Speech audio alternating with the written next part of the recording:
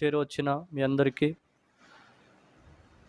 వందనాలు తెలియజేస్తున్నాము. అలాగే వీక్షిస్తున్న ప్రతి ఒక్కరికి ప్రభువైన యేసుక్రీస్తు నామములో వందనాలు తెలియజేస్తున్నాను.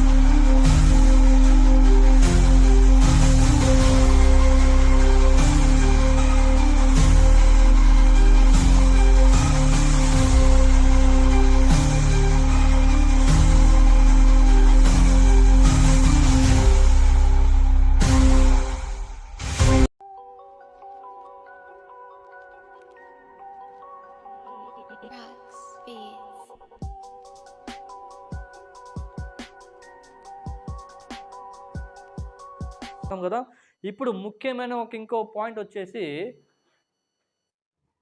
జ్ఞానము పెరిగిపోతుందంటే ఏది నేను చెప్తున్నాను కదా, 8వ పాయింట్ ఇదే. జ్ఞానం బాగా పెరిగిపోతుంది. పెరిగిపోయింది కాబట్టే ప్రభువైన యేసుక్రీస్తు దేవుడు కాదని అంటున్నారు ఎవరు? కొంతమంది. పెరిగిపోయింది కాబట్టి యేసుక్రీస్తు మనకి దేవుడు కాదు కానీ ఇతరులకు దేవుడు అని అంటున్నారు ఎవరు? కొంతమంది. జ్ఞానం పెరిగిపోయింది కాబట్టి. అందుకే దానియేలు గారు ఒక గొప్ప మాట ఆయన తెలియజేశారు. దానియేలు గ్రంథం 12:4. దానియేలు గ్రంథము 12:4 అక్కడ ఏముంటుందంట మనకి, దానియేలు నీవు ఈ మాటలను మెరుగు చేసి అంత్యకాలము వరకు ఈ గ్రంథమును ముద్రింపుము. ఏ గ్రంథము? ఇదే గ్రంథం. దానియేలుకి తండ్రి దేవుడు ఏం చేస్తున్నాడు ఇక్కడ?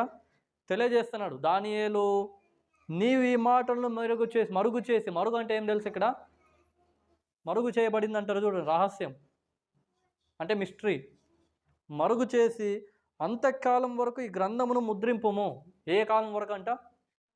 అంతం ఎప్పుడు వస్తుంది? ప్రభువైన యేసుక్రీస్తు రెండవ రాకడికి అంతం అనేది వస్తుంది. అప్పుడు వరకు ఈ గ్రంథాన్ని మీరు ఏం చేయండి? ముద్రింపుము.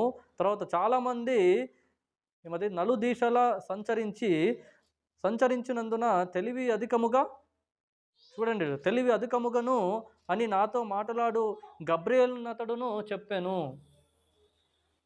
దానియేలు గారు ఇక్కడ మనకి ఏం తెలియజేస్తున్నారు అంటే, దేవుడు దానియేలు గారితో ఏమంటున్నాడు అంటే, మాత్రము చాలా ఇబ్బంది. నేను ఎప్పుడు డైవర్ట్ కాను వాక్యంలో. ఇప్పుడు ఏం చెప్తాను గుర్తు చేయండి అని నేను ఎప్పుడు అనిందే లేదు వాక్యం చెప్పేటప్పుడు. ఇట్లా సందర్భాలు వస్తాయి కాబట్టి చెప్పాల్సిన అవసరం వస్తుంది. ఎందుకంటే ఒకే ఫ్లోలో నేను వెళ్ళిపోతుంటాను. ఆ ఫ్లోలో ఎన్ని అడ్డం వచ్చినా కానీ అసలు డైవర్ట్ అనేదే కాదు నేను. ఒకవేళ డైవర్ట్ అయినాను అనుకో, ఈ వాక్యం నుంచి ఇంకో వాక్యానికి జంప్ అవుతాను. అట్లా జంప్ అయిన వాళ్ళు ఉన్నారు కాబట్టి చాలామంది నేను ఏం చెప్తానని చెప్పండి అని అంటారు కొంతమంది. ఎట్లా పరిస్థితి వచ్చింది? ఆ పరిస్థితి రాకూడదు అనేదే ఈ సబ్జెక్ట్ తీసుకొని దీని ద్వారా ప్రకటించుకుంటూ వెళ్ళాలి ఎక్కడికి? యేసుక్రీస్తునందు. అందుకే దేవుడైన తండ్రి అయిన దేవుడు దానియేలు గారికి ఏం చెప్తున్నాడంటే, దీన్ని మరుగు చేసి పెట్టు ఈ మాటలని. ఏ మాటలు అంటే అవి, అంతం వరకు ఈ గ్రంథాన్ని నువ్వేం చేయి? ముద్రింపు. అంతం ఎప్పుడు వస్తుంది? తండ్రి అయిన ప్రభువైన యేసుక్రీస్తు రెండవ రాకడికి అంతం అనేది వస్తుంది. అంతవరకు ఈ యొక్క రహస్యాన్ని నువ్వు ముద్రించి పెట్టు. తర్వాత చాలామంది నలుదేశాలు సంచరించినందున తెలివి అధికముగా అవుతుంది. ఈ గ్రంథాన్ని ఎందుకు ఈ రహస్యంగా ఉంచమన్నాడంటే దేవుడు, ఈ గ్రంథం ద్వారానే కొంతమంది వెతికి దాన్ని అనుసరించి దాని ద్వారానే అధిక జ్ఞానం పెంచుకొని యేసుక్రీస్తు దేవుడు కాదు అని నడుస్తారు లాస్ట్. అదే దానియేలు గారికి తండ్రి అయిన దేవుడు సెలవిచ్చాడు. అందుకే దీన్ని మరుగు చేసి పెట్టాను అన్నాడు. ఎవరికి? దానియేలు గారికి దేవుడు. అరే అధికం అవుతుందంటే ఏది? జ్ఞానం అనేది పెరిగిపోతుంది. జ్ఞానం పెరిగిపోతుంది కాబట్టి నా కుమారుడునే ఒకానొక సందర్భంలో దేవుడుగా అనే వాళ్ళు కూడా వచ్చారు. జ్ఞానం అనేది ఏమైపోయింది? పెరిగిపోయింది. ఎప్పుడో దానియేలు గ్రంథంలో రాయించబడ్డ దేవుడు ఇప్పుడు జరగట్లేదా? మళ్ళీ జ్ఞానం పెరిగిపోలేదా? జ్ఞానం పెరిగిపోయిన ద్వారానే ఇప్పుడు యేసుక్రీస్తు దేవుడు కాదనే వాళ్ళు లేరా ఇప్పుడు? ఎప్పుడు అది?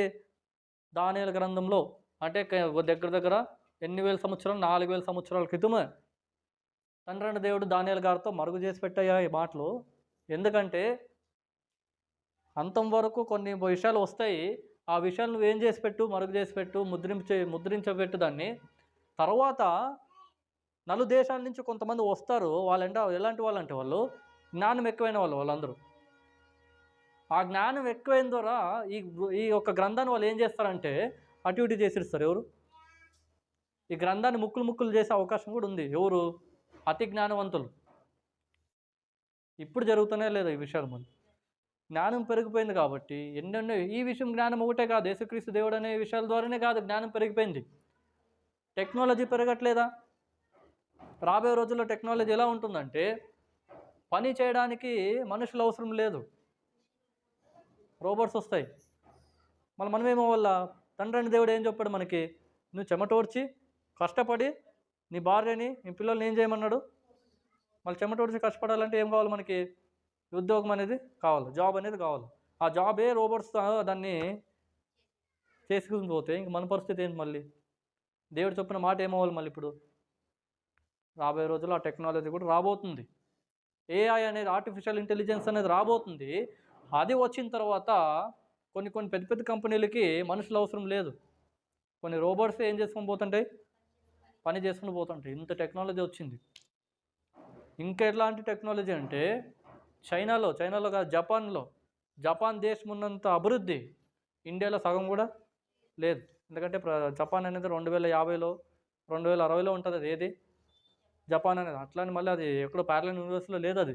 కానీ చెప్తున్నాను ఇలా, అంటే అంత అడ్వాన్స్డ్గా ఉంటుంది. ఏది జపాన్ అనే దేశం అనేది.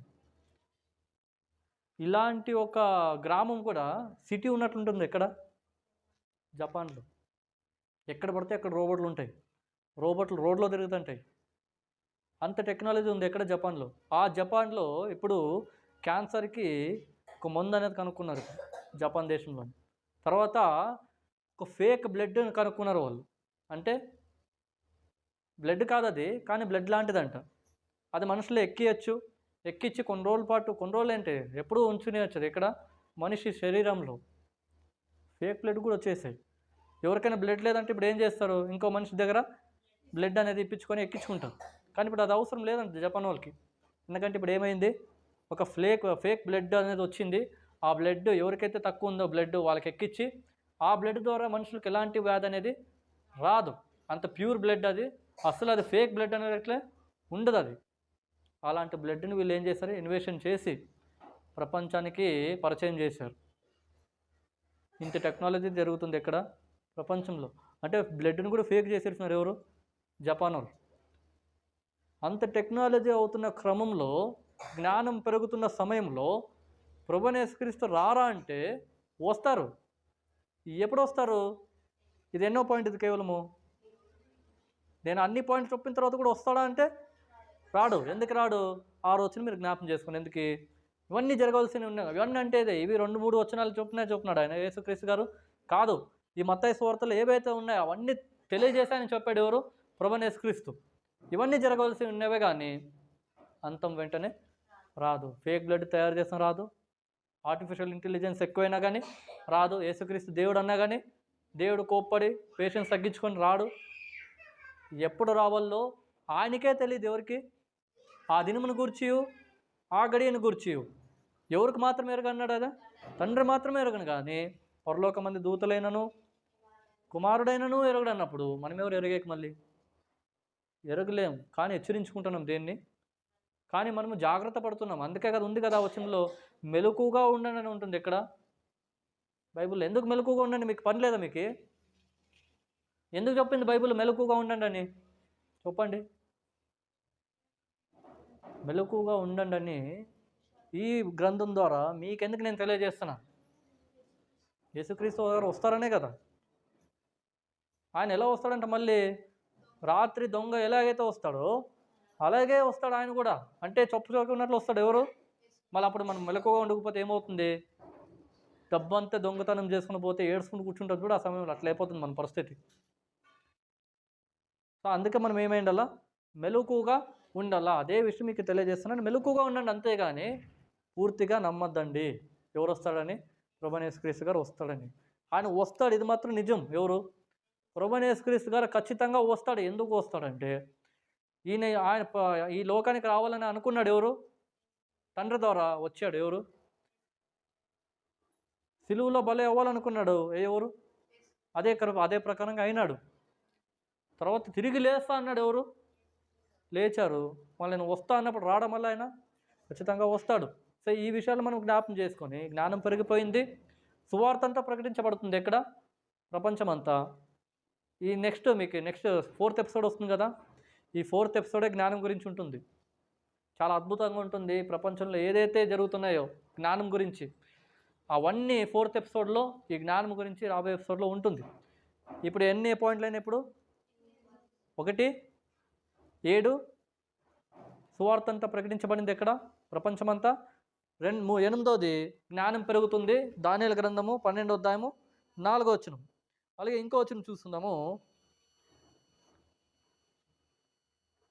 చాలు, అదే చాలు, ఒక వచనం చాలు, ఎక్కువ వద్దు.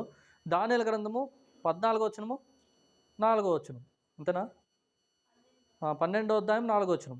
సో ఇప్పుడు 9వది మాట్లాడుకుందాం. ఇది కూడా చాలా ప్రాముఖ్యమైన విషయం. మీరు ఒకటి అర్థం చేసుకోండి. ఈ గ్రంథం అనేది ఇప్పుడు ముద్రింపబడిందా? 2000 సంవత్సరాల క్రితం ముద్రింపబడిందా? అంటే నువ్వు ఉంటావు అప్పుడు, నేనున్నానప్పుడు, మన ముత్తాతలు పితరులు వాళ్ళందరూ ఉన్నారు అప్పుడు. అరే ఎవ్వరూ లేరు అప్పుడు. ఎవ్వరు లేనప్పుడు ఈ గ్రంథం అనేది ఈ యొక్క పక్కడ్బంగిడిగా రాయించబడిందంటే అది ఎంత పరిశుద్ధమైన గ్రంథం అనేది ఇప్పుడు మనం ఏం చేయాలా? తెలుసుకోవాలి.